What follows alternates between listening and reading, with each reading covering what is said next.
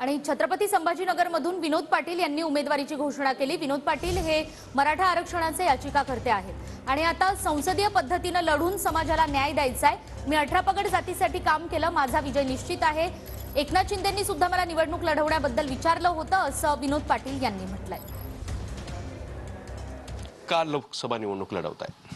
हे बघा, रस्त्यावरची लढाई आम्ही लढलो, न्यायालयीन लढाई आम्ही लढलो, परंतु लक्षात आलं की समाज व्यवस्थेमध्ये अनेक प्रश्न प्रलंबित, त्याच्यामध्ये सभागृहामध्ये गेलं पाहिजे।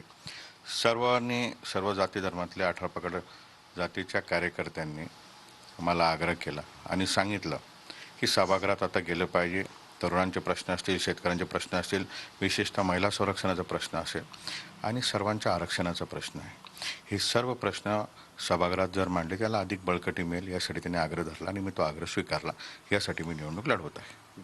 मुख्यमंत्री एकनाथ शिंदे साहेबांशी ज्यावेळेस अशी राजकीय चर्चा चालू होती, सर्वजण त्या ठिकाणी होते, त्यांनी मला विचारलं होतं की तुझ्या निवडणुकीचं काय? म्हणजे साहेब अद्या तर काही नाही, परंतु आरक्षण झाल्यावर मी लोकसभा लढवेल।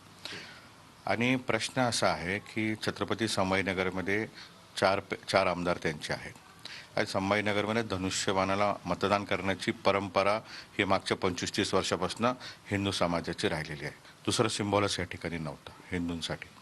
त्यामुळे मला असं वाटतं की एकनाथ शिंदे साहेबांना ही जागा सुटेल आणि ही जागा त्यांना सुटली तर त्यांना वाटलं ते मला आशीर्वाद देतील, त्यांना मी योग्य उमेदवार वाटलं ते मला उमेदवारी देतील। कॅमेरामन अमित आडेसोबत दत्ता कानवटे, TV9 मराठी, छत्रपती संभाजीनगर।